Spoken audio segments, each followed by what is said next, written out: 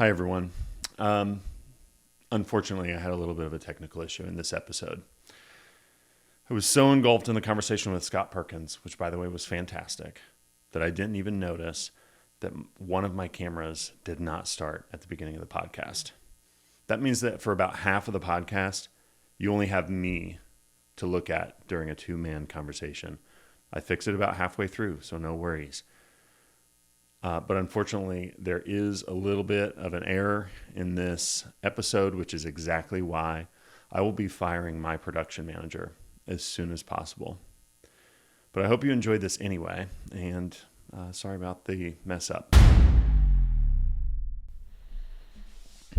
You look great on camera. So good. I think I need to adjust mine. But which way would it be? Can you tilt that just it's on a swivel, okay, just slightly to the right. So pull it towards you. Just the whole top should spin. Oh, it's the wrong way. Other way. To the left. A little bit more. Right there. That's great. That's great.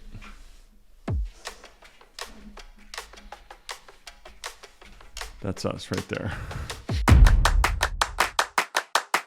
From Indianapolis, Indiana, this is Truth It. How's the architecture business going? Like I said, it's been an interesting year. Why is that?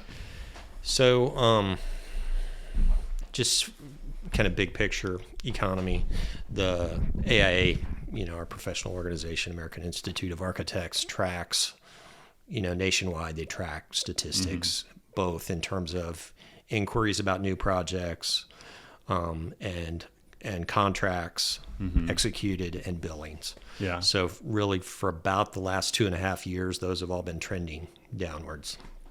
And so what you'll find is that some firms are very busy based upon the type of work they do, and then other firms have slowed up. And so us being a firm that does a lot of developer work, a lot of multifamily work, those things have kind of slowed down for us. And so we've when that happens for us, we don't. It's not that we don't have work. It's not that we're not busy. It's just the nature of our projects change.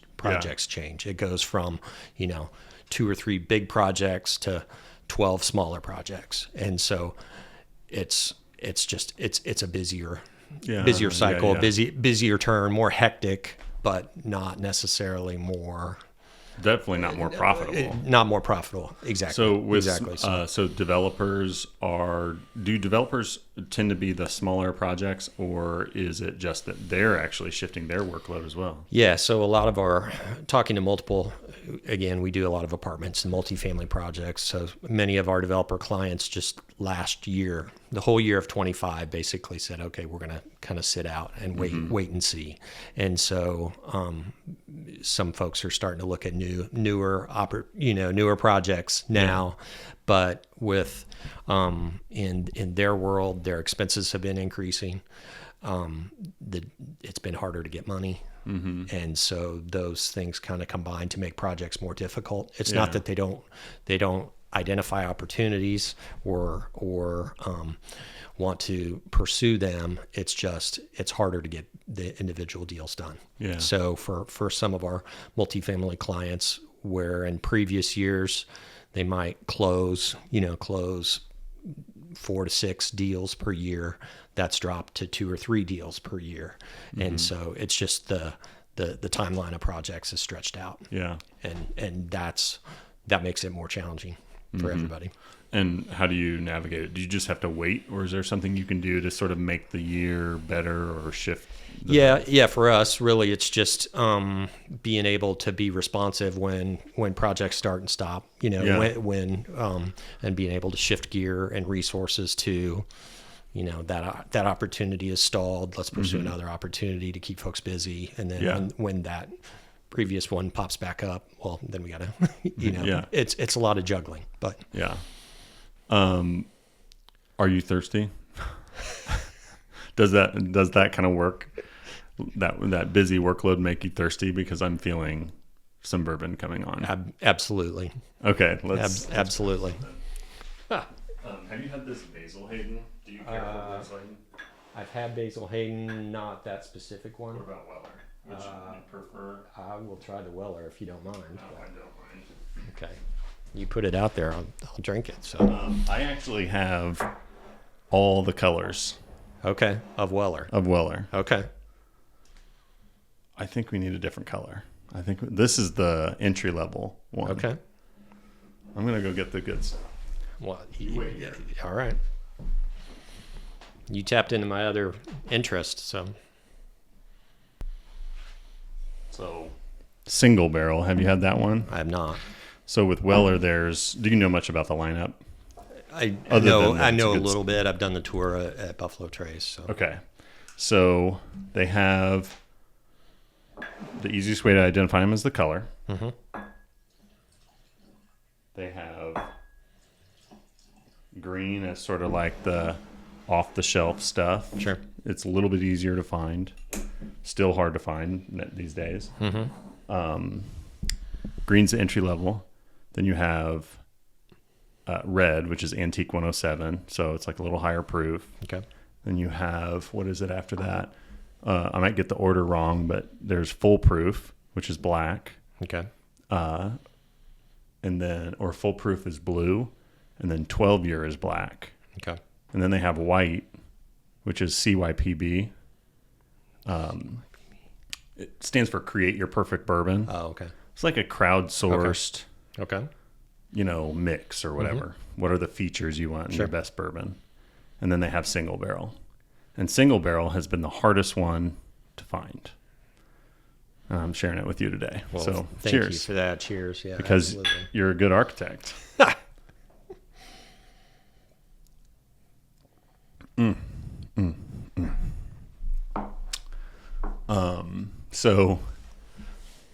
So architecture's weird these days. Oh man, that's good. Yeah, I love that stuff. You did a project for me, for my company. Mm-hmm. It's gone entirely. I'm sorry about that. Yeah, thank you. How often does that happen where you do, especially restaurants is probably more common? Restaurants is pretty common. I don't know that we've had a building we've designed actually torn down. Yeah. But we've had, some change hands and completely change in change the style. Purpose and function. Sure. Yeah. So for example, it just came out in the news the other day that West Fork Whiskey up in Westfield has sold their location. So we've been contacted by the new owners who are going to add some functions and change some things about the building. So interesting. So that's it's always interesting in that we get to revisit something we did before. Yeah. And kind of see, okay, what do we do well? What do we need to keep versus, okay, what would we reconsider now if we had the chance and so forth. So what happened to West Fork Whiskey? Do they have another location? I feel like I've heard that they did. Yeah. So they started a new kind of location in Fountain Square, just kind of a smaller location. And I don't know the full story. Yeah. All I know is Blake and David, the owners, and Julian, the master distiller, all good dudes. Mm-hmm. We had a great experience working with them on the original building. Yeah. Big fan of what they were doing. As I understand it, they're just kind of reorienting to still be in the whiskey business, just not with a the whole tasting, restaurant, big tasting restaurant. Yeah, not exactly huge. not have the facility component to that. From what I understand, when you have so like Hard Truth is like the huge big restaurant and everything like that, but from what I understand, when John Mellencamp is your funding source, that actually makes it easier to spend a lot of money. I would anticipate that. So you I kind of alluded to, you tapped into my interest. I would not characterize myself as a bourbon aficionado. Yeah. But I would say it's a hobby, and not so much in the I'm pursuing. Obviously, Weller. Yeah. You just kind of told me what all the different labels mean. Yeah. Awesome. That's great. My thing is basically touring the distilleries and looking at their facilities and then tasting, and it's kind of that experience. Mm-hmm. So, my wife and I both enjoy that. Yeah. And we don't run all over the country looking for certain bottles. Yeah. But if we can go take a tour and a tasting and hang out at a distillery, absolutely. Yeah. That's our thing. Yeah. And so we spend our money doing that, and we buy bottles when we're there, so that when we're sitting in our living room, we can talk about, okay, This was our wasn't experience. that cool? When we visited Wild Turkey, wasn't that cool? Or Yeah. when we visited Maker's Mark, did we like the Chihuli's? Yeah. I mean, all that kind of stuff is, it's kind of this weird thing for me is, it's the drink, but it's also the place and the story. Right. Yeah, exactly. And from a branding standpoint, that's experience is your everything. That's your world too. Is how do you Mm-hmm. how do you basically make the exact same product in the exact same way using the same ingredients and establish Something that people a story will never and a forget. brand. Yeah. Yeah. And that to me is infinitely fascinating. Yeah. And then, for me, then it extends to, okay, how are they using buildings to kind of contribute to that brand? Mm-hmm.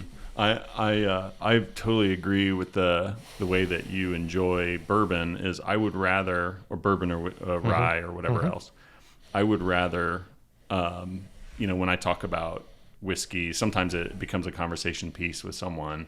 I would rather have a story about how I found it or where I got it or what I was doing that led to me liking that thing than I would to say, it was expensive or it has this feature or that feature about the taste. Like I enjoy digging into the taste, but I don't enjoy the expertise of trying to get it all right and understand like, oh, that's apricot, not plum or whatever. Yeah, exactly. Like, I don't give a shit about that. Exactly.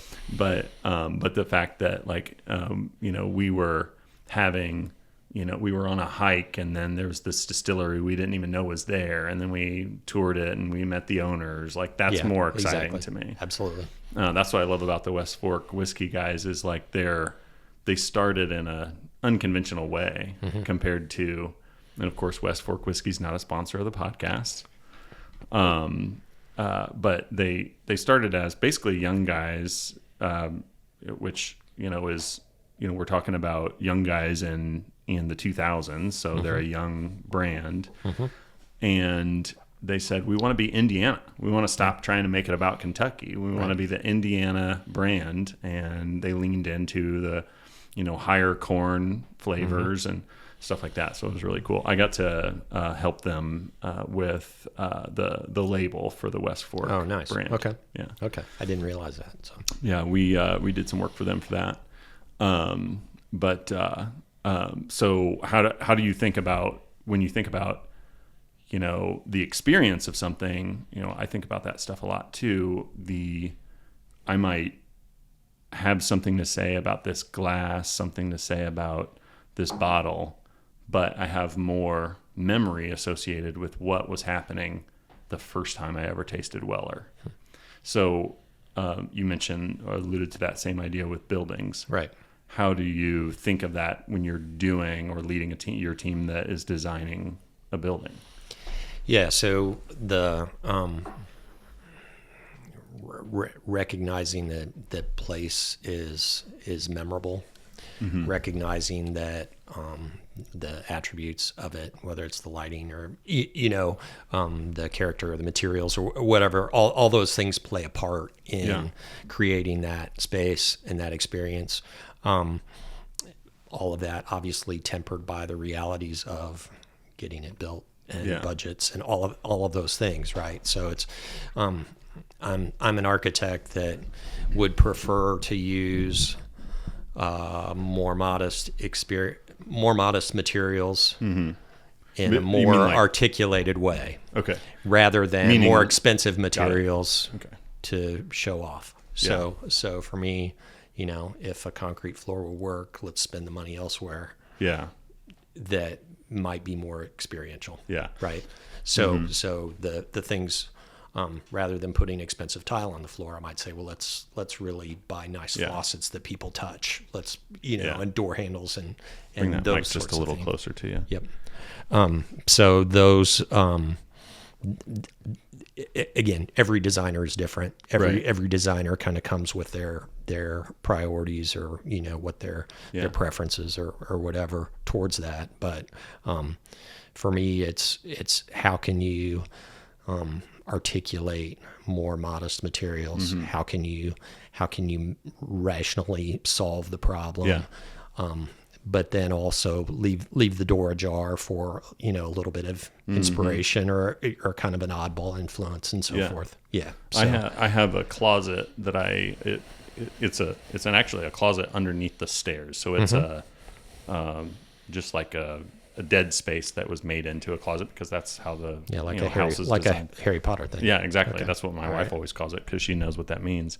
But I have we made it into a pantry. It's right close to the kitchen, so we made it into a place to store dry goods and that kind of thing. Kitchen supplies like the appliances that you only use every now and then.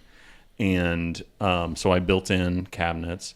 It's drawers and shelving low, so like table height, and then open shelving above that. And everything is plywood. Everything is cheap, low cost, materials that look nice. They're finished and painted and edged, so everything looks perfectly nice. Sure. But none of the cost was invested at a high level until I got these brackets to hang the shelves on. And then I found this place on Etsy that had like a, handmade or whatever in some way. They use their hands somehow. Just like very sort of looks kind of like something you'd see in the swing era, really 1920s, detail. And they were like, I don't know, a ridiculous price per bracket. Yep.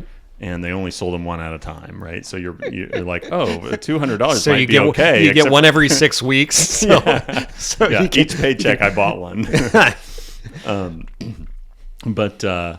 And that was the way that I treated that project. I do that all the time, is where I will try to do things on, like the things that maybe don't matter, that the material is the expensive part. But then there's this flourish that can really make it stand out and put a little extra budget into that. Right. So, so it sounds like that's kind of part of your philosophy. That's more my thing. I'm not, again, as architects go, I'm probably more of the bigger picture site planning guy, more so than, okay, let's pick tile and paint colors. Yeah. Kind of the interiors side of things. That's just, that's my comfort level and skill set.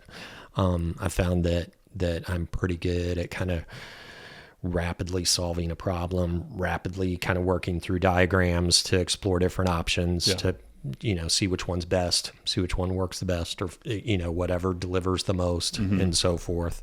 And then, kind of getting the design resolved, if you will. And then other folks are better at kind of attention to detail and follow through kind of stuff. So, how big is your team right now? We are 7 on the payroll at the moment. So, and is that a high or a low or a mid? It can't be a high. I know. Yeah. So we started in 2000, just myself and Craig Von Dalen. Does Craig still actually work in the business? So he and I are partners 50-50 in the business. It's unrelated to his development company. So the architecture firm is independent.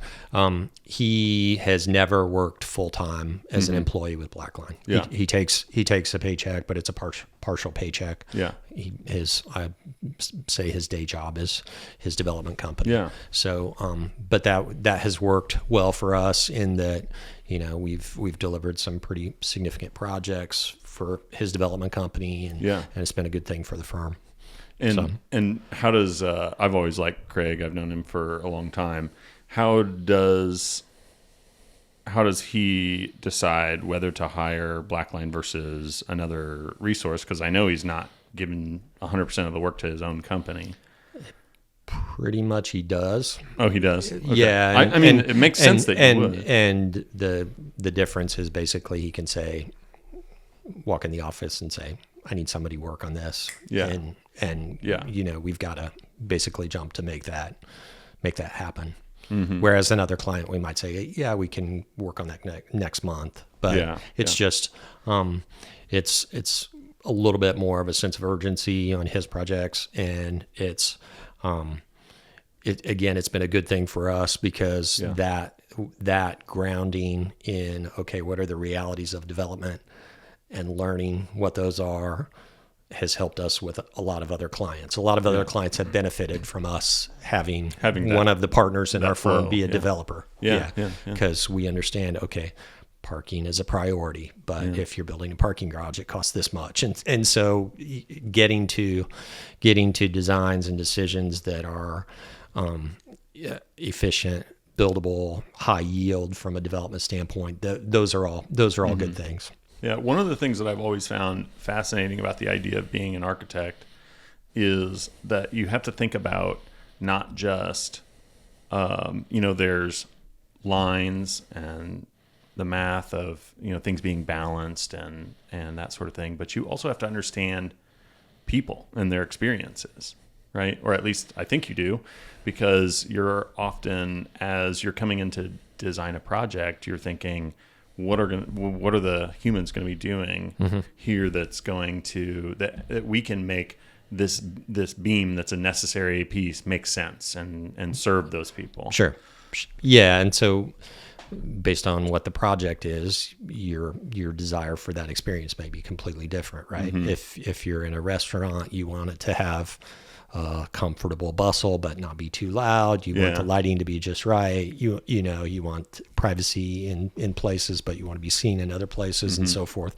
So that's, one project, one type, one set of priorities versus if I'm doing an office building, what are these engineer types that need a lot of heads down kind of focused work, and they need their own private office because they can't deal with distractions, or does it need to be more collaborative and so forth? So each project kind of has those different priorities.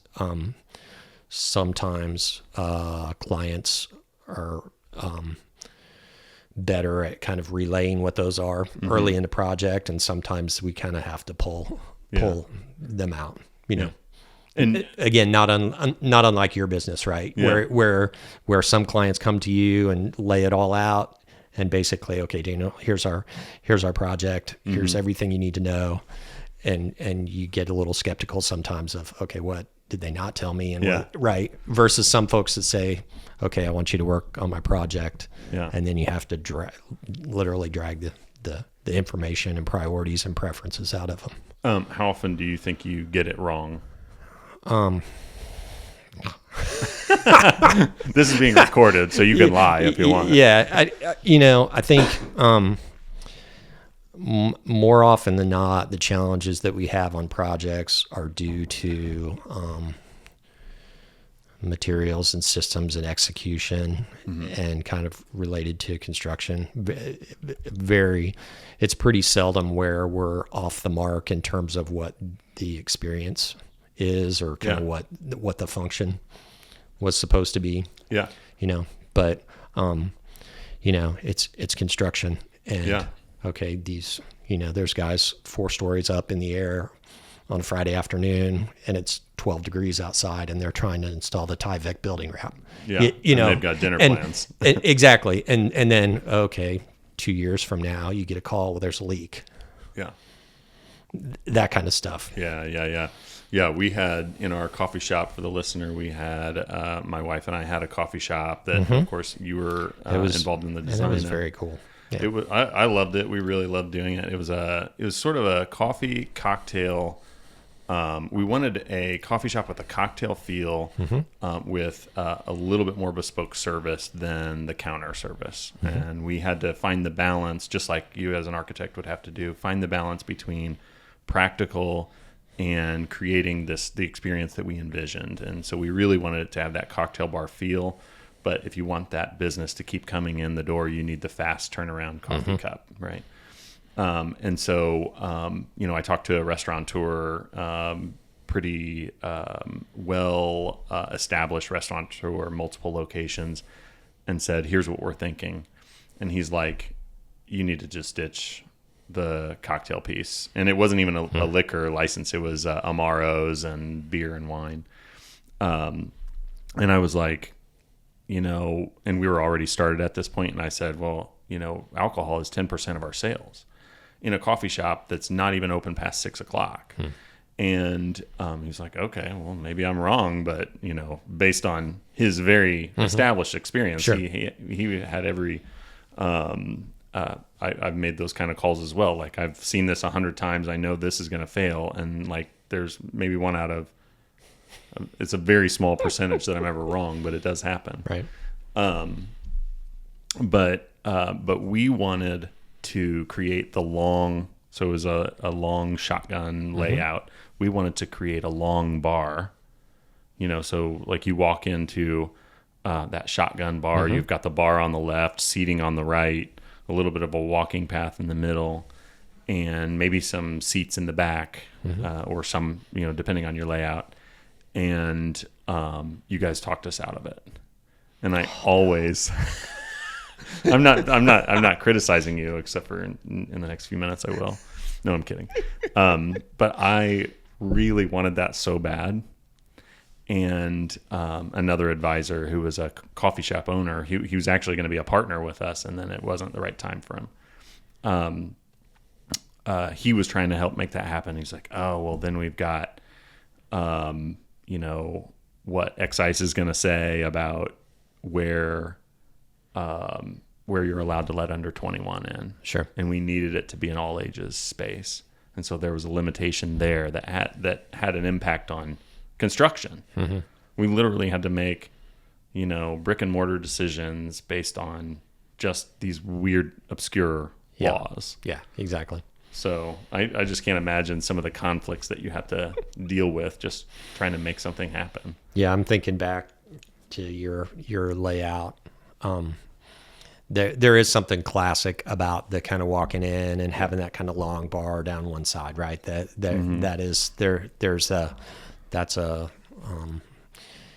prototype that is absolutely it's absolutely prevalent, right? Yeah. In that kind of pub and especially a long narrow space. So, yeah, man, I'm sorry. That's all right. But we don't, I have. That was what, 2018, 2019? Yeah, that's right. Kind of right. Yeah, 2018 was when we were doing the design. 2019 is when we launched. Right. I actually have a plumber working here today on something upstairs, and I said, hey, based on when you're going to be here, I'm going to be recording. So just pretend like we're not here. But anyway, so that's what the barking is all about right now. What was I saying? We were talking about... Yeah, your coffee bar, 2018, Oh, 2019. yeah. We launched it in 2019, and then we were there operating for a full year. And then in 2020, my wife was having health issues. She has arthritis, and so it was just like, sort of impacting her in a greater way than is typical because of the stress and the time on her feet and just running the kitchen. And we were breaking even. We could have kept going, but we would have had to dip into more. We invested a lot in it. We would have had to dip into more of our funds just to keep it going if we had a bad week. And so it was a tough choice, but we said, I think we need to just let it go. Yeah. Because it was killing us. We had two businesses. We were working nonstop all the time. And working, if we took a day off, we were still working because there was somebody else working that we had to be responsive to. And we just said, fuck it, we're just going to let this thing go. And tried to sell it. There wasn't really a buyer, just to sell the operations, and you can make it your own brand or whatever. And it was heartbreaking in a way, but the relief was undeniable. Yeah, and then what happens? 2020, COVID hits, and we would have been put down anyway. Yeah, I mean, that's kind of the unfortunate reality of that time, right? Is that it took out a lot of good concepts that could have turned into something much greater. Yeah, and we were lucky. We shut down literally a month before we would have been forced to shut down. Okay. It was probably 6 weeks before the actual day that a lot of restaurants were, shut down in Indiana. And when that happened, we were just like, man, we dodged the bullet. Yeah. At first we were feeling really bad about ourselves, right? Mm-hmm. Because we had created this thing. We got to, I always do branding for all kinds of companies and products, and I got to do my own for the first time. Mm-hmm. The first time that it was like a true, fully developed brand of a fully developed company, and so having to put it to rest was really sad for us. It had to be hard, yeah.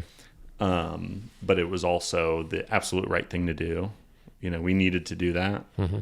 It did take a couple months for us to cope with it, to like make the decision. Right. But then once we did, it was just like, oh, this is obviously the best thing that we could have done. Seeing the links that restaurants and bars had to go through to make it through that period. Yeah. That was just super, super hard. Yeah. So how often do you see that happen? As far as a concept starts up and then closes down, and they've had they put all the energy into it. They made a great product, great experience, and then it just died prematurely. Yeah. For us, lots of times those, they end up dying before they get to final construction. So, So when folks come to us, they're optimistic, and then when the realities of cost of construction and timeline of construction start hitting, that's when a lot of projects end up, falling by the wayside, if you will. And that's it happens. We've designed a lot of buildings that never got built, basically. Yeah. Well, because construction drags on, and you never know what it's going to cost until you're deep into the process. Yeah, a lot of it depends on how you're going about construction and kind of the delivery method and so forth. I haven't worked on a project with an unlimited budget yet. We've worked on some projects that I'm sure that they never told us what the budget was, and I'm sure it was way high, but there was always some limit. Yeah. Yeah. What's your favorite kind of project? We've as a firm, we've done housing our whole 26 years in business. So I've enjoyed many of the single family houses that we've done just by kind of building a relationship that ends up with a house that's unique. Those are pretty cool.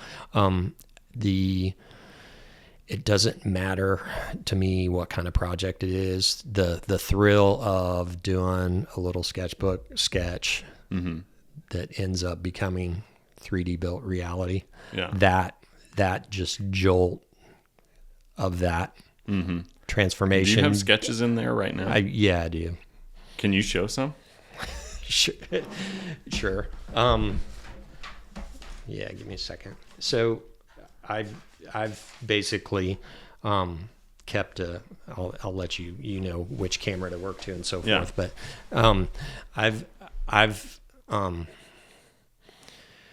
I've kept a sketchbook since my freshman year in college. So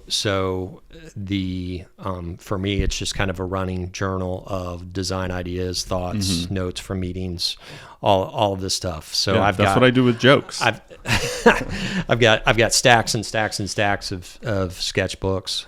Hopefully when I die, my kids split them up and they think there's something significant there. But so I don't want to get like too deep into anything that maybe is proprietary or working client or whatever, but what's the meaning behind this here? It looks like a cathedral. Yeah. So the one you showed, I went to an event at Notre Dame where the first event was at the cathedral at Notre Dame. So I'm not a Catholic guy, but I sketched the cathedral while I was there. So there's no denying that's great architecture. Went to a symposium. So, here's kind of random things of, I see one of those orange and white checkerboard buildings at the airport, and that gets collaged with the sticker off my luggage. And, that's, it's in some ways it's work, in some ways it's release. Yeah, but it's kind of always there. More often than not, I've got a sketchbook and a pen. With me. So so that's your release. That I always love it when people do something, when somebody's lucky enough to do something for their work that is maybe a professionalized version of what they would do any day. Okay. For relaxation. Yeah, you kind of tapped into one of my things there. So, luckily, early in my career, I realized that there's your job, which is what you do for money, and there's your work, which is what you're meant to do. Yeah. Right. Okay. And the closer you can get those things to overlapping, your work and your job to overlapping, the happier you're going to be. Right. And so, that's part of the origin of me wanting to start a firm is because I recognize that, okay, doing a job that I'm getting paid for while I'm trying to do work that I think is significant and that I'm driving and so forth, that's going to make me happier long term. Yeah. And I think hopefully my wife would attest that I'm, even though, my stress goes through the roof and my frustration goes through the roof sometimes, it's still absolutely worth it. Yeah. To kind of to have a job and a work and a purpose that kind of overlap. Yeah. Now, do you ever have any aspirations of doing something more? I don't want to presume based on the color of your hair where you're at in life, but like there's there's a point in time where I assume all of us get to this point where it's like, I just don't want to add more to my plate. I'm really excited about what I'm doing now and the point in time when I get to wind down and enjoy the fruits of my labor or whatever. Yeah. So where are you at with that kind of stuff? So 59. Okay.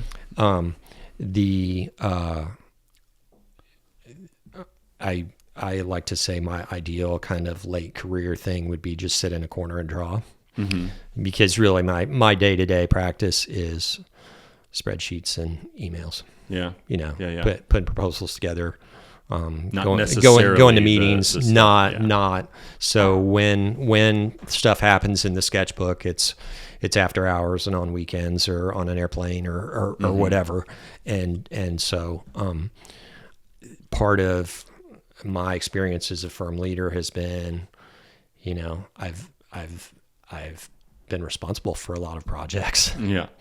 But in terms of the projects that our firm has done, that I've been the lead designer and really executed my ideas more fully, that number is really pretty small because of just the way we've chosen to operate. And we've tried to give folks ownership of design and to where they could execute and grow projects. So it's weird in that in the length of career that I've had, the buildings that I look at and say, I designed that, I owned that design, are there's not very many. Yeah, I just like to take credit for it anyway. I remember there was a logo that I told somebody. I was like, I told someone who didn't know me years ago whenever this happened, I said, I did that logo. And it's a really prominent logo. There's many of those. And on the inside, I'm thinking, I don't know if I should explain what I means in this case, but I sold the project. I led the vision behind the project, but all the artwork, the original ideas, it was a group of people Sure. that worked together. We all contributed, but there was somebody that was like the core artist that they Right. did the heavy lifting on the creative work. And I just didn't want to mention that person by name. Just kidding. But not really. Yeah. So, my stamp and my professional responsibility is on all of our projects. But in terms of having authorship that's more fully mine, it's relatively limited. Yeah. Well, that's one of the things that I've both enjoyed the privilege of being able to lead a team. I think it's, I've always loved having people that I trust to guide. Oh, absolutely. Yeah. Guide, or even in some cases, I'm being guided by them just as much as they're guiding me, because I've worked with some really senior, well-established, talented professional people. But I've also enjoyed what I've been doing more recently. I sold my business a few years back, and now I just consult individually. I'm a one-man show. My wife does some, admin stuff for the business, but essentially, as far as like the work, it's 100% me. It is true that I will bring in freelancers and contractors and build a team for a project, but I'm doing hands-on work a lot more than I used to do in the past, maybe ever, even when I was getting started out. And I really enjoy that. And I don't know, it's totally different. Yeah, kind of defaulting to that kind of original skill set. What were you good at? Yeah. And being able to demonstrate, okay, that's why I'm where I'm at, is because I was good at this at that time. Yeah. That to me is pretty interesting. I've always loved to draw. Growing up, my parents built a couple of houses, so I got to see the blueprints, and that just started a fascination that became architectural drawing class in high school, that became architecture school, that started a sketchbook habit that, now that's my career. Yeah. So what's the difference between drawing as someone who's, I guess, what's the difference in the experience? Someone who likes to draw and becomes an animator or a fine artist versus architecture. Is there a secret ingredient that comes with the architect and I'm thinking of the thing that draws you to that? Yeah. I didn't know it at the time, but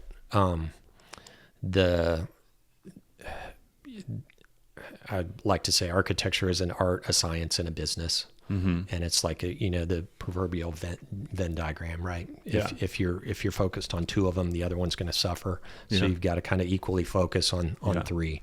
And so that's the way I kind of operate is, okay, what do we need to try and do to be successful in all three? The art is make it beautiful, make it appeal to people. The business is give people paychecks, and the science is make sure it doesn't leak, right? And so that's something about those three working together, because there are architects that are paper architects that are just academically pursue things, and that was even though I like to draw, that was never going to be my thing. It was I've always appreciated kind of the academic side and the professional practice side. So if your business could quadruple in size and be, a huge staff or relative to where you're at now, or get smaller and more focused to where you're more, I don't know what the scale is where scale needs to be. Like maybe there's a certain number just to be practical, but you fill in the blanks on what that needs to be. If you could go big or stay or get small, what would you choose? So we've, started with two. Largest we've been is 17. It was pretty exciting when we were 17 people and the amount of work that we had at that time, and the talent and just the activity and kind of buzz in the office was pretty awesome. In terms of me personally, somewhere in the 8, 10, 12 people is kind of a good size in terms of I'm still able to be involved in projects and still trying to feel like I'm an architect, rather than being the guy that sends emails. Basically a sales guy. Yeah. And so that's, I think I absolutely recognize I'm not a one man. Yeah. I'm not a single person office. I don't aspire to do it all. There are things that some people do much better than I do. So I acknowledge that. I would say that about myself too, that I'm not a one man office kind of guy, except for once I discovered something that works for me. It's not necessarily right for everyone, which is basically I just narrowed the scope of offerings. Okay. Like I had years where I thought you had to offer certain things in-house just to be taken seriously. And in the marketing business, depending on what era you're in, because marketing changes so fast in this digital age. Sure. Today people are saying, and there was a version of this that was true in the past, people need you to understand AI as it relates to marketing. How does AI boost my business? That's the buzzword that everybody's looking for. Everyone that's investing in, growth is thinking, how do we add AI into this? Or how do we leverage AI to make this go faster or whatever? Right. And then there's social media, which was a thing for a while, and it still exists and it's still a tool, but that was the equivalent buzzword thing. Shiny object that you had to add. And so because of that, I when I started my business at the very beginning, I focused on hiring people. And then sort of this later in life, 20 some years into doing this exact thing, which was not the beginning of 20 years ago was not the beginning of my career, but it was the beginning of my owning a marketing agency. I'm now, instead of focusing on who do I need to hire next, it's how can I don't know how to put it, but basically I'm thinking it's how can I serve this client better? What can I take away from this scenario to make it more lean, make it more, focus on results only. And there are times, if I was to put it in architecture terms, the way I would imagine it, I would say, somebody wants this intricate building, and it's like, what if we just had 2 sticks? Right. Probably 3 is a better number. And I am all about, with my clients, simplifying. Like, let's just take something out. And I was having this conversation yesterday. I said, things have the most meaning when you've run out of things to remove. And so when it comes to design or space, it's like you can put a bunch of stuff in here. I have tons of books in here, but if there was only one book, you'd know what's really important to me. Exactly. Right. Exactly. Yeah. And that's a whole aspect of design, right? Is what do you add or what do you take away? Yeah. To create the ideal experience or create the work. Right. Yeah. And that's where, I think, I don't think that architects are artists necessarily. I don't equate the two, but an artist, knows when their work is done. Yeah. Or they'll keep working on it until they think it's done. Yeah. And then it meets that point and it's done. So I think architects need to be aware of that also, Yeah. Branding folks need to be aware of that also, is recognizing when it's done. And recognizing, okay, is the process, am I going to be satisfied? If I say this is done, am I satisfied with the process that got me to the point where I said it was done? Because you ultimately need to be comfortable with both. You need to be comfortable with the process, and you need to be comfortable with the outcome. Yeah. I just noticed this one's not recording. That's a shame. Oh, storage full. I'm going to do a quick pause to fix this. Absolutely. Okay, we're back. Yeah, sorry about that. No worries. What you take away. So what else? So did you strip it down? Did your client let you strip it down to the absolute minimum? I'm not thinking of a specific scenario so much as they tend to be a little bit resistant to the idea, but yeah, I've been successful with that. What I find is that a lot of times I'll take branding, for example. When you develop a brand, there are so many things that businesses think they need to do, which they're sometimes right about and sometimes wrong. And there's this, imagine you're doing city planning and you are going to expand part of a town or do something significant. You have stakeholder feedback time where you're like sitting there talking with the whole community and getting their feedback about. I remember there was this park that was developed near my house, that they had everybody in the neighborhood invited to a special event to say, what features do you want in a park? And kind of a visual preference thing. Yeah. Sure. And it was not about design, as in like, I prefer it to be weighted in this style versus that style, so much as it was, do you want walking trails? Do you want, name your feature. Do you want playgrounds for kids? And the answer is going to be yes, we want all of it. Yes, exactly. But what's the budget allow us to have, or what is, and I guess depending on how you ask the question, you might be able to say, what's your top 3? And then you can get priorities.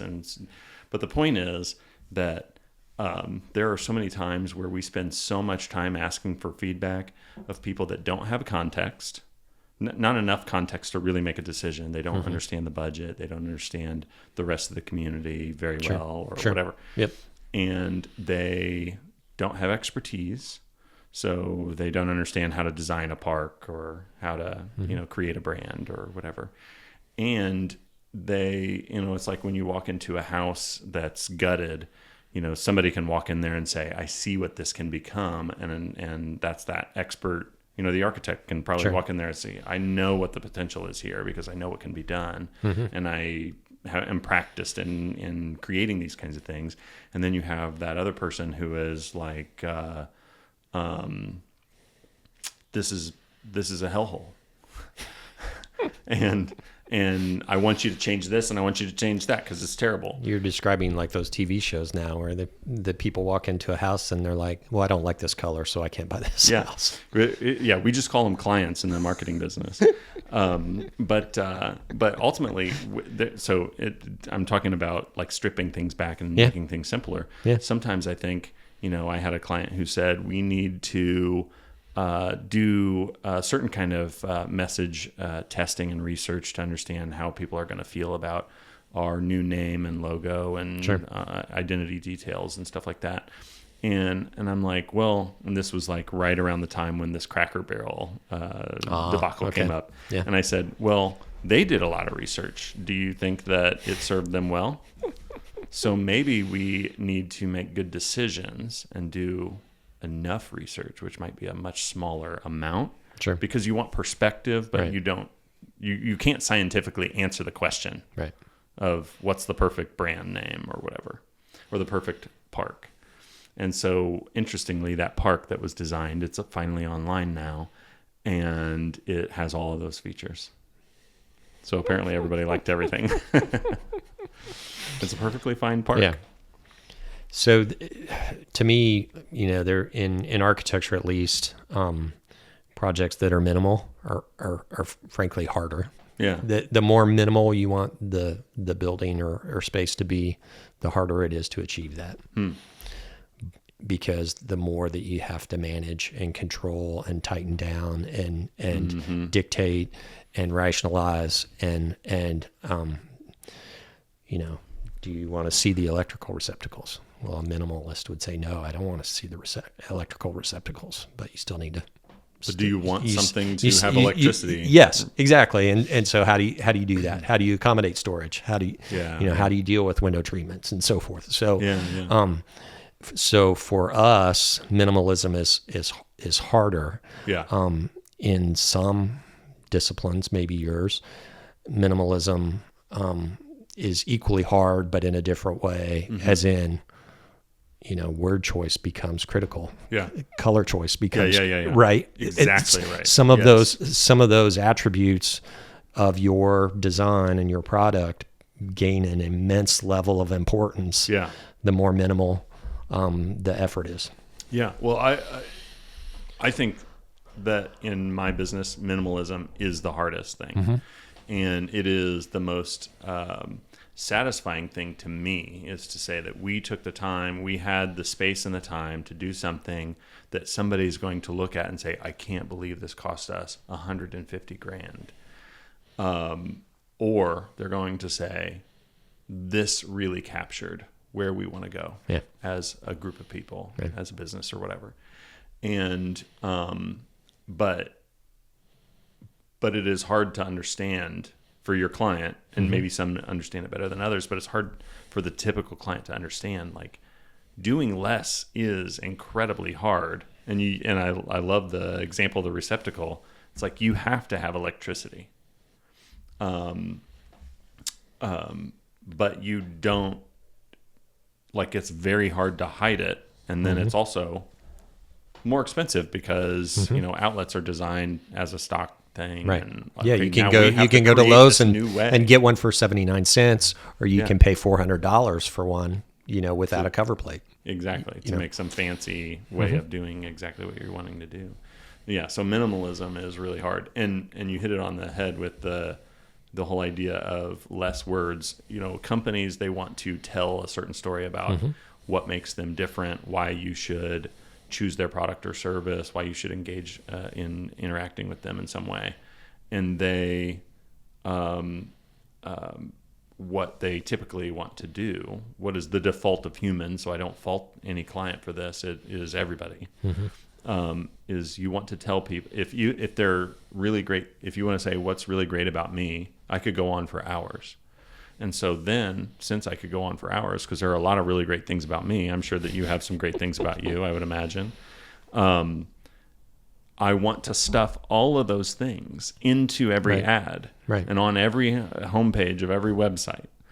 But at the end of the day, the most effective approach is when you find out, what can I remove from that and still have that same impact? And that is really, really hard. Right. Because I think what most people default to is they think we just need that incredibly hard-hitting tagline. But not every business needs a tagline either. Right. Sometimes it's just choosing that right color. Like Charlie XCX had the whole Brat album that became popular, kind of associated with Kamala Harris's campaign. Do you remember that? Yeah, I'm vaguely familiar with it. Okay. So she had an album that came out, and it was really successful or whatever. And the title of the album, I think that... Was it Brat? I don't think that... Brat Summer? Or was that the period? I'm a 59-year-old white guy. That's right. I don't.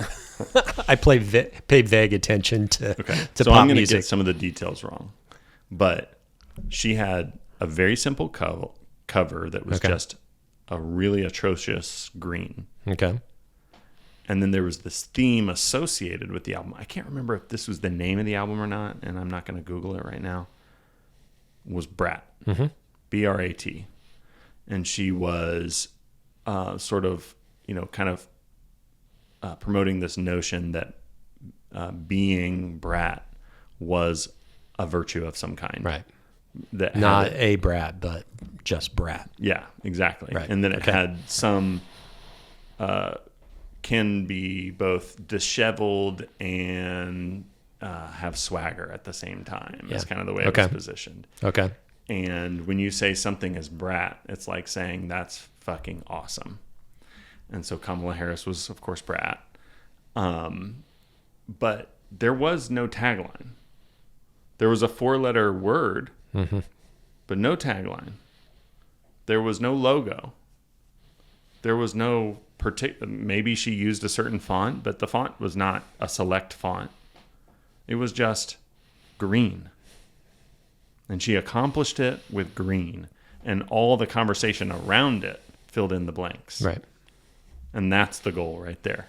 That's the goal for your bourbon bottle to be like incredibly simple, and everybody's telling a story about the time they had that bottle. Right. Yeah, I mean, I'm, ridiculous. I, see photos online where I see bourbon bottle and I zoom in and, okay, they got makers and they got Wellers and, I'm that guy that zooms in and sees what they have on their shelves. So do you ever think about like what's going on in Iran these days? What's your take on that? I don't know. I'm not overtly political. That's perfect. You're the perfect candidate to answer this question. I don't know if something had to be done. Mm-hmm. No, but I don't know that anybody knows if something had to be done. Did Iraq have weapons of mass destruction? Who knows? We still don't know. They've been destroyed if they did. Yeah, exactly. And so, I think the thing that I think we're all dealing with is the kind of daily unease that is in the world right now, and the ability to escape or distance yourself from it. It seems like it's harder and harder. Yeah. So do you mean like distance yourself from politics, like being engaged in the topic? Yeah. How do you stay abreast of what's happening because you feel like you're obligated as a human to stay abreast, but how do you disengage enough to be able to cope exactly, be happy and not worry about every single thing that's happening around the world. And so that's super challenging, I think. My son grew up around here, raised in central Indiana, now lives in Minneapolis, and so he I think things got real for him when I showed up at their neighborhood school. Where their kids will eventually go to when they have kids. And so just seeing how that kind of took, a normally pretty even-keeled, young man into this very concerned, very frustrated, mad as hell kind of person. That's what we're faced with right now. So, what was he... nearby the protests and all that activity? Yeah, so they went to protests, and I couldn't be prouder of him doing that. But also as a parent, I'm like, God, be careful. And so it's I always we talked about this on the podcast during those times. We tend to sometimes get into current events and stuff a little bit, with no intention of kind of leaning into one side. Like, I share my point of view and other people share theirs. And I enjoy hearing views that I don't agree with because the only way that I learn is from kind of having that, multifaceted conversation. But during that period of time, it was really hard to form an opinion on whether somebody should protest or shouldn't, because, my personal view is I feel like ICE and the Trump administration have overstepped their bounds in ways that may not be illegal, and maybe they are in some ways too. I don't know the answers to that, and I don't necessarily. That's not my concern, is whether it's legal or illegal, but so much as it's not strategically expedient for the problem that they're trying to solve to create this unrest among legal citizens that are just regular people living in their neighborhood because of whatever goals they have. So, but then, so people should protest that. But I don't want my kids dying because they're passionate about their beliefs. Right. Even if I would be proud of them and their memory if somebody was in that unfortunate situation of being one of the few killed for it, or if Right. your kid Yeah. went to war and you knew that it was a just war or believed it was. I guess we can never Right. really know. Right. Of course you would be proud of them, but how do you ever want that to happen? You don't. Yeah, exactly. And with protesting, I feel even more torn than most other forms. Like a war escalates to a point where it's like, well, something has to be done. Right. But when it's at the protest level, it's like, I don't know if that's really going to change. You expressing your beliefs is meaningful, but I don't Right. know if that's going to change the situation. Right. But I don't know that it's not. Yeah. I mean, I would say, me personally, I'm not going to be the guy that goes out and protests. Yeah. I don't think that, it just because that's not my, I recognize that protests are essential to change sometimes. And maybe I should, maybe I need to reconsider that. Maybe I think you're fine staying here recording a podcast with me. maybe just the size of the crowds is maybe just contributing yourself to that crowd. Yeah. Showing defiance is enough. Is a step. Well, what they find is that when there is even 30 people at some kind of demonstration, there's a much higher chance of getting news coverage versus if somebody sends an email and says they're against this thing. Yeah. So you could have thousands of people calling their congressman and saying, hey, we have a problem with XYZ and we need it to change. And the public never knows about that. But when 20 of them show up at an event and they're holding signs and they have T-shirts and hats and all this stuff that says change what's happening. Right. That most definitely impacts the public opportunity to hear about a thing. And that's why people put money into funding protests, because they're like, there's somebody that wants to, there's some, political party or activist group that wants to make change, and they're like, hey, we'll make it possible for people to show up here. We'll pay you to take time off work, or or promote the event and market the event itself or whatever. Yeah. So that's but then again, you've still kind of got that discussion of, okay, there is noise. You're creating more noise. There's already a lot of noise. What cuts through that? What makes change happen? Well, what's the answer? I don't know.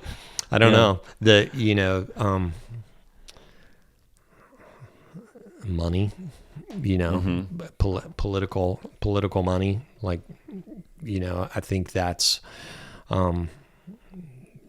part of the issue that we've got in this country right now. Is there's so much money driving decisions, and it's no longer public input. It's no longer kind of a representative democracy. It's getting folks reelected and the money involved in doing that.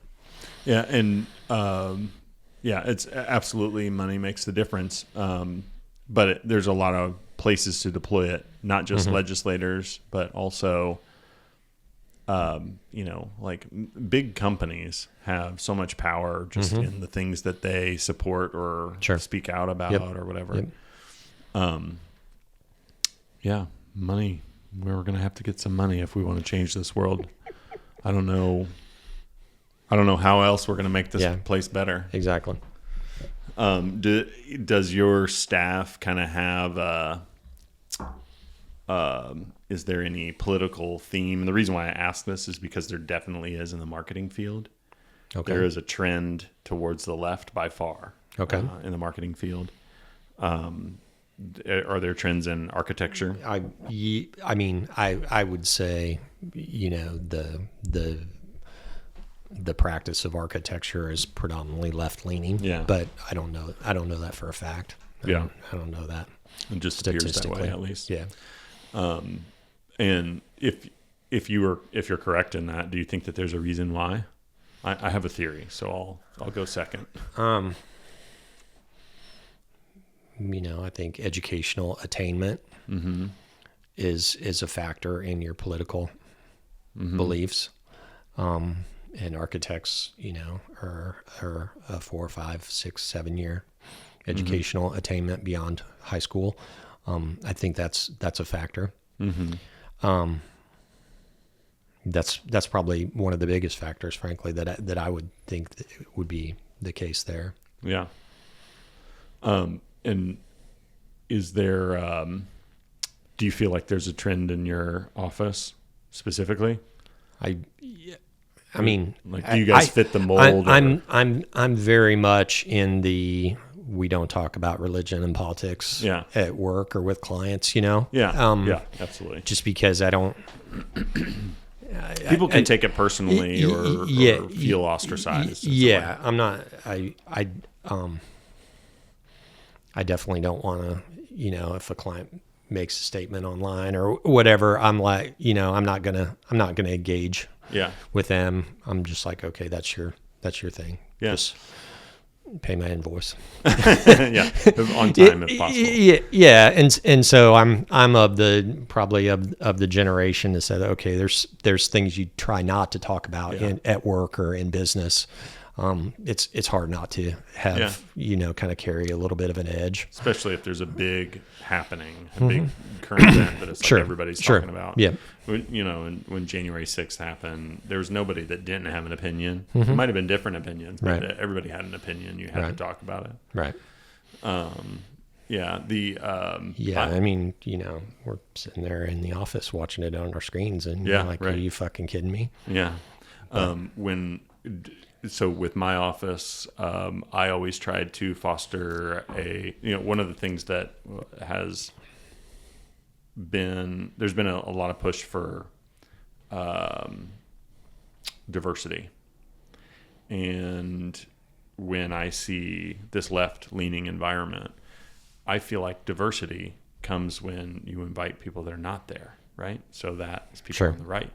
So I didn't try to recruit people based on their politics, but I tried to create an environment where we could invite perspectives that were not the traditional, what was traditional for our environment.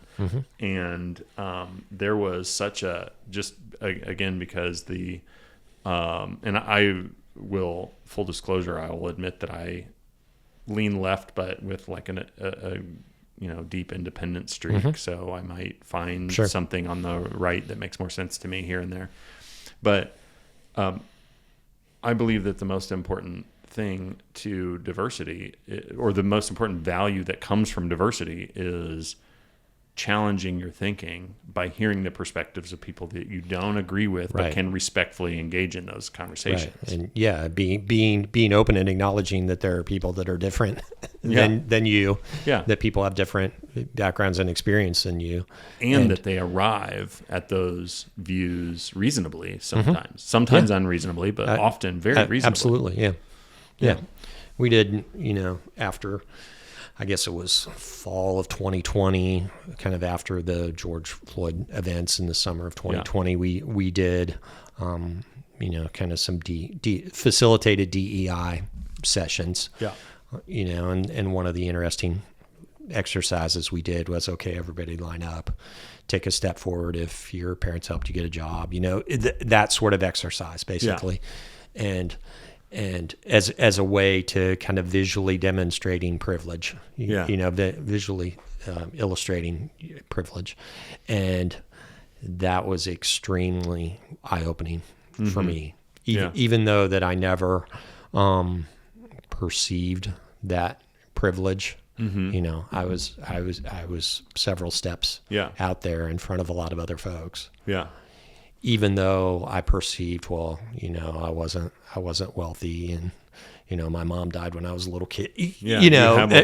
I felt grievances with the universe. I felt like I had some things that would have diminished or, impacted my privilege, Yeah. but not Yeah. nearly as much as some other folks. Yeah. And I was, that's interesting you say that, because I was, the owner of the company.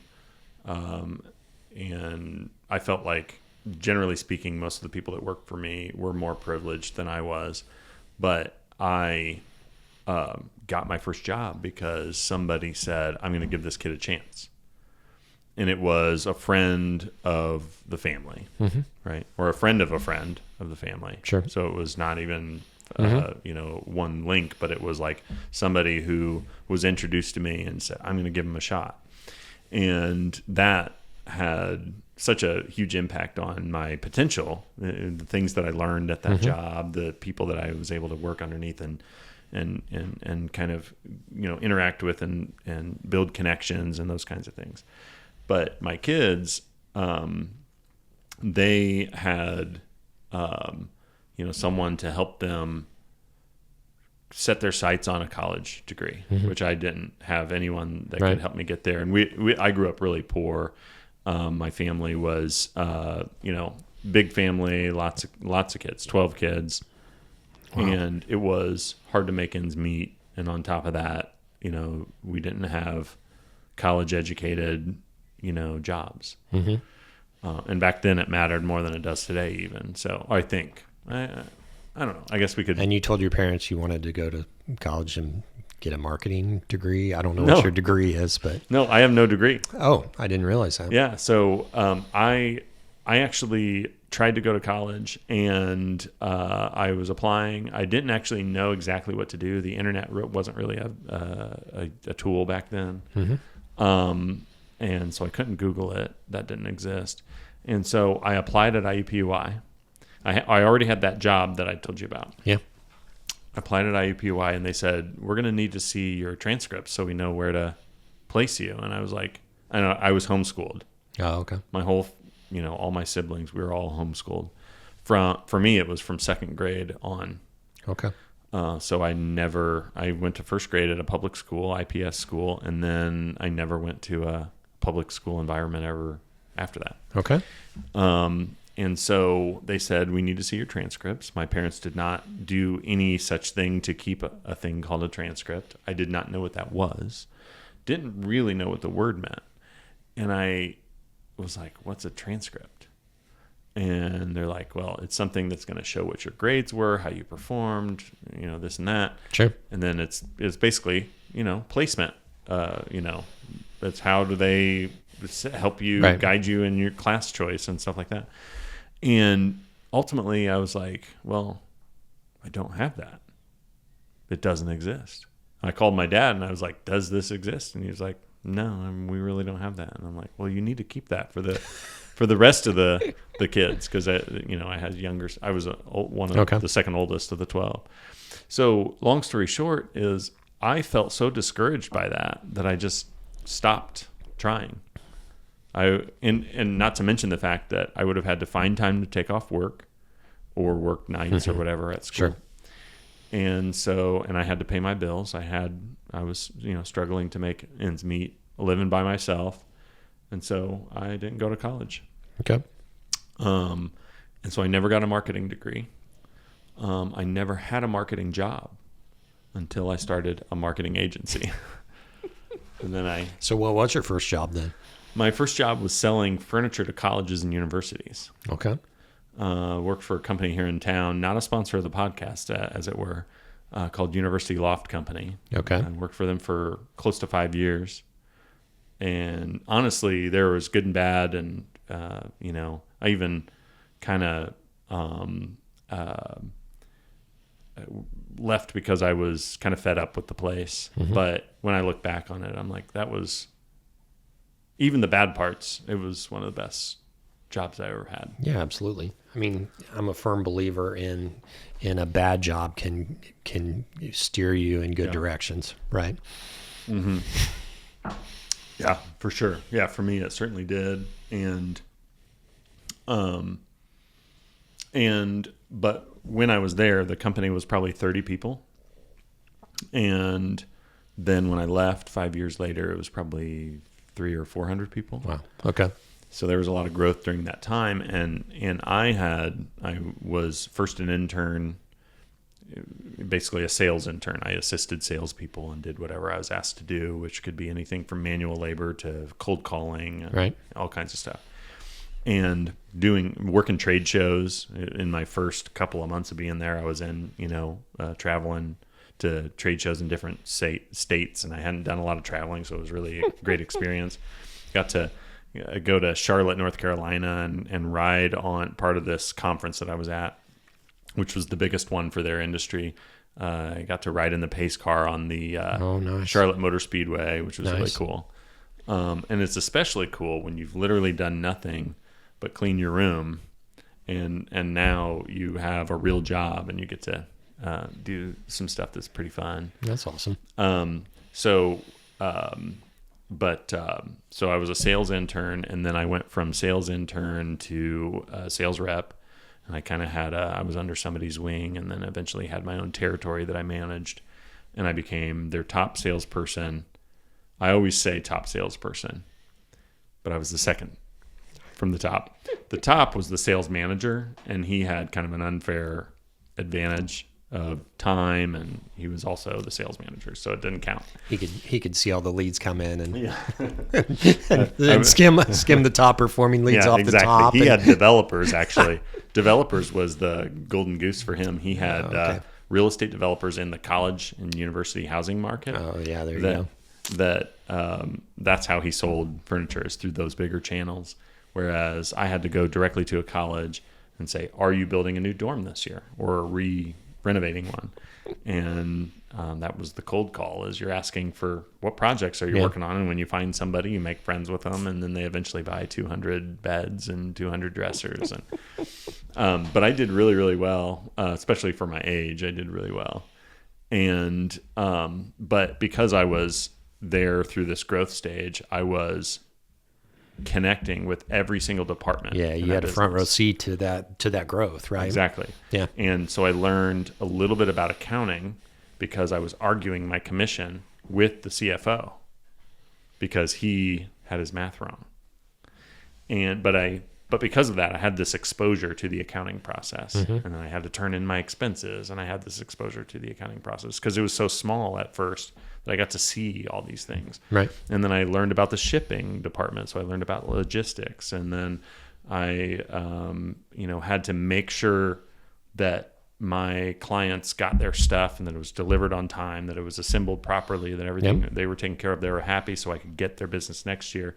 And so I learned about customer service, and I learned about logistics related to the shipping procedures and installation procedures. In 1999, I ended up managing this team of day laborers. Labor Ready was the company that we used. And I was managing these guys that are like 35-year-old guys or older. And I was 19. I was 19 in 1999. You caught a lot of shit, I bet. But I was working my ass off. I remember I was at State University of New York, Buffalo. Okay. And I'm hauling furniture up the elevators at this huge, enormous dorm at this enormous university. And I'm like trying to insist on these guys, like, come on, let's keep moving. We already had a break. And they were just like, you're working too hard, man. And the thing that upset me is I was literally working my tail off. I was working really, really hard, but I was like driven to get it done. I was looking at the destination, which was this whole truck has moved in here. And they were upset about, labor rights or something. I don't know what it was. But long story short, I knew that they were getting paid 3 times what I was getting paid. Well, the company that they worked for, that they were sourced through. So anyway, that is a really fun story I'd love to tell more of. But the point is that I had this direct exposure to every single thing in the business. And so when I left that business, I went and worked for a big company for a year, and it was fun, and there were good things about it, and it was interesting. Ricoh, I sold copiers, so that was fine. Ricoh's a really big Japanese company. Yep. But I didn't have connection to anything that was happening outside of my department. Whereas in this first job, I had connection to everything. You got used to having that, seeing all that activity and being a part of it. And I interacted with the CEO, and they kind of threw me a bone and let me manage a entry-level role that was actually an older guy that was down on his luck, and he needed a job. And so I managed this guy that was 30, 40 years older than me. Sure. I was just a little kid. I'm managing this dude, right. And I was not a good manager at the time, but it was an enormously beneficial experience. I don't know how I got on this topic, but it was really an incredible experience, and that kind of created entrepreneurship for me. Yeah, but I think there's some. I think part of what you just described is the benefit of seeing the big picture, right? And then how that equipped you to be a firm leader or business leader, right? And for me, one of my very early experiences is attended Ball State. Architecture degree, fine, got out, got working. And early in my career, my boss, an architect, and a contractor we knew, we teamed up on a project. It was a design build project, which meant as the architects, we were working for the contractor. And it was a project at Fort Knox, at the Corps of Engineer project. And there's a lot of requirements and so forth. One of the requirements was there has to be a quality control manager on site. And so my boss and the head of the construction company, unbeknownst to me, decided, hey, Scott would be a good person at 22, 23 years old to be that quality control manager. Yeah. And what that gave me is 14 months on a job site where I saw virtually every trade, virtually every day, and got to see the big picture of how a building comes together. Yeah. And that early experience has laid the groundwork for my career 30 plus years later is that seeing that arc from start to finish, like you seeing all those different categories and aspects of the business, right? That basically equips you to, and probably encourages you to aspire to being a leader. It's almost a loss to not have those things. And I think that most kids, they get their first job. If they're lucky, they get their dream job. My daughter is I have two daughters, and one of them's a lawyer now. Okay. And they're adult daughters, 24 and 26 years old. The 24-year-old graduated high school early, became an attorney. Okay. And she got a full ride to law school. Nice. Ends up doing really well there. Right. Adds a couple extra degrees in there just to make it even more,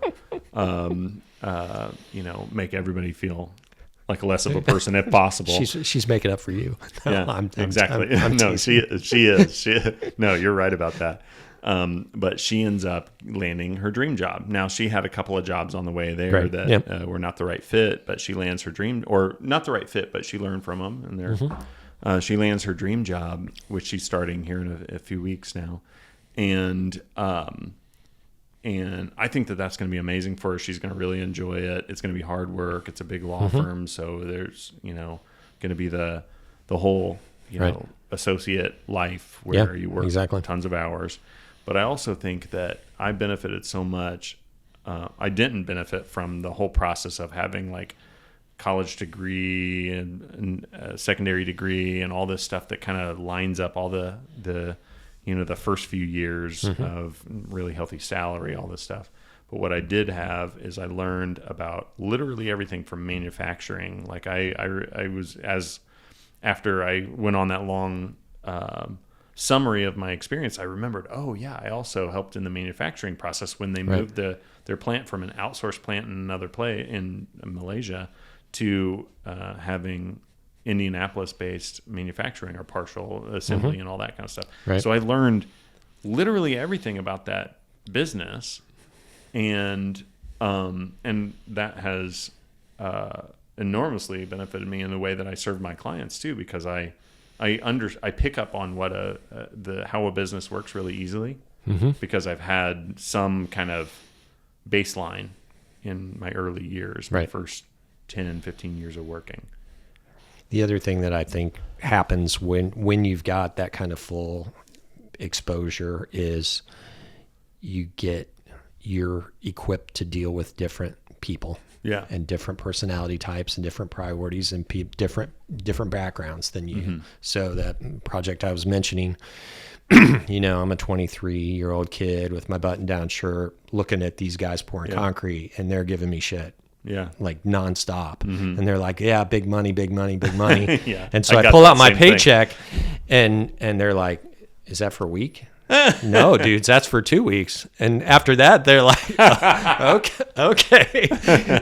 So, but I think, just being in that experience, being exposed to those people that were different than you. I was taking my paycheck home and, making house payments, and they were taking their paychecks and going drinking and buying guns on the weekend. Yeah. But being able to relate to them and work with them, to execute something was a pretty great experience. Yeah. I couldn't agree more. And I learning how to interact with different people has been really valuable for me, because I remember my second or third job. Where did that land? I think it was my second job. It was my third job. I ended up working for this company that was also through a connection I had. So I was, again, thinking back, lucky to have some, even as an unconnected, uneducated, guy in a family that didn't particularly have connections.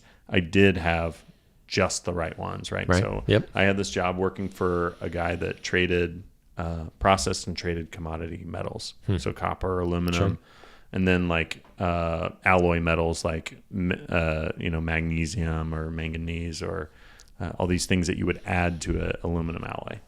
So totally different than selling furniture.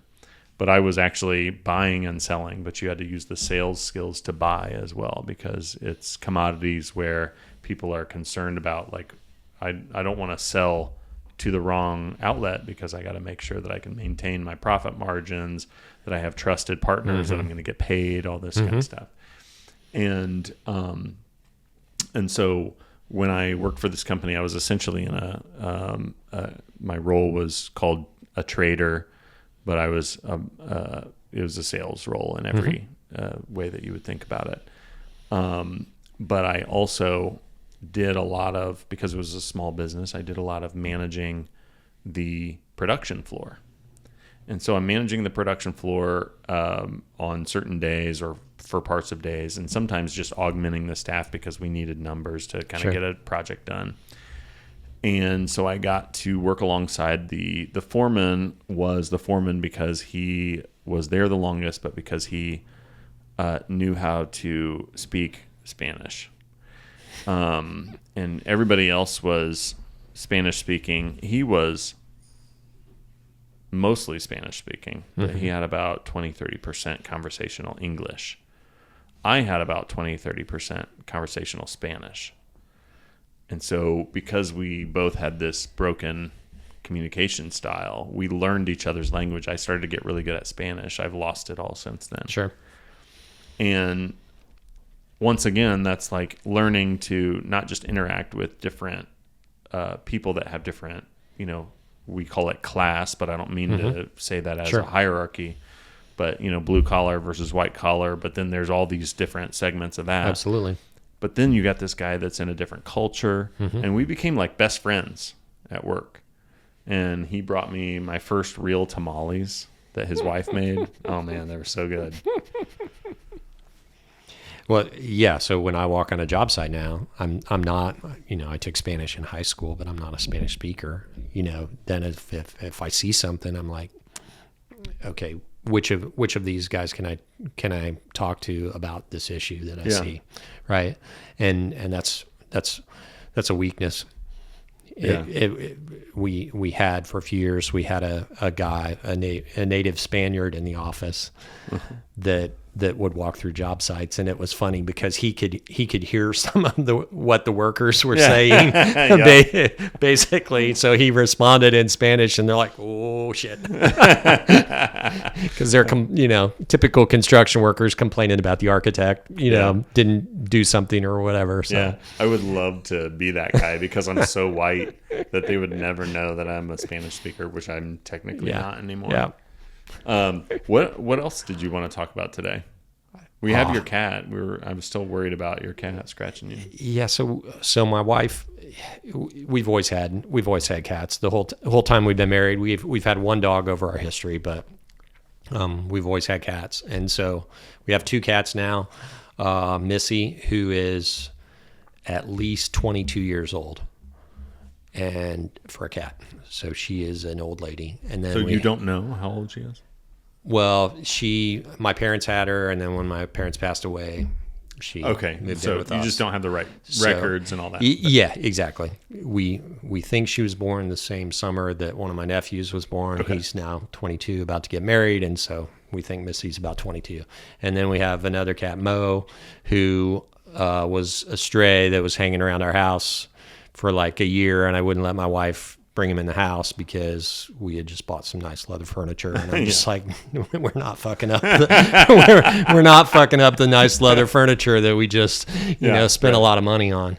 So finally, I relented, and she brought him in. So we did the kind of transition period where he was closed off, and he's the most awesome cat, but he does like get on when I'm laying on my back at night. He'll like climb up on my chest. And does he stay there all night? No, it's just like for 10 minutes at a time, but it'll, it's the, and then the claws at the neck kind of thing. My dog, I've never let dogs be in the bed until this most recent dog. Who's 9. He's been with us for 9 years. Okay. He's 9 years old. So we got him as a puppy, but he's a Labradoodle. Okay. And so the key difference there is that they don't shed. Mm-hmm. Right. But he's also the best dog I've ever had. We've had 2 other dogs who both have passed away on their own terms. But when we had Asher, there's something just so gentle about him. But also the fact that he doesn't shed just makes it like, okay, I'm okay to have him. He can hop up here for a few minutes. So he actually has, at times, on a very rare occasion, slept throughout the night in the bed with us. But that's uncomfortable, so I'd prefer that not to be the case, but it's hard for me to say. It's hard for me to kick the dog out of the bed. Yeah. But for some reason what he does, he likes to hop up when we're like kind of winding down, reading a book or watching TV or something, sitting in bed. He hops up, leans on us. He'll like sit right in between me and my wife, and then he'll put his head on one of us first for 5 minutes, and then he just adjusts and puts his head on the other one. So I don't know if he's just trying to get enough love from both of us. Sure. And then he just hops down. Okay. And if you're not ready for him to hop down, he's going anyway. And you're like, no, don't leave. He leaves anyway. He has his time limit. That's right. So I don't understand these dogs. Where I mean, he will not budge if you ask him to. If you try to, he doesn't speak English. Sure. But trying to get him back on the bed, he's like, no, I'm done. It's too hot up there. That's all right. Yeah. They've got, you just got to acknowledge that, okay, they're a mammal with their own instincts. Yeah. I almost feel like we pretend like we own the pets, but the pets actually technically own us. It's absolutely the second. I mean, my dog doesn't pick up my poop ever. But I will be walking through the neighborhood and he will take a dump, and guess what? Yeah. I will walk down half of my neighborhood with a bag of poop in my hand. I don't see anybody doing that for me. My wife hasn't been pregnant for 26 years, but I still have to empty the litter box because pregnant women aren't supposed to empty litter boxes. So. Oh, man. So right there with you. on the whole pet poop equation. Okay, well, Yeah. I guess we should probably end this. Thanks for coming out. I appreciate you. This being is here. like the best Friday afternoon podcast I've ever been a part of. I'm drinking great bourbon and good conversation, and yeah, this has been delightful. Yeah, Thanks. well, thanks for being here. Absolutely. All right. Thanks for indulging me and listening to my stories. Yeah. And 2 cents. They've been interesting. Yeah. Yeah. Excellent. All Thanks. right, cool. We'll end it there.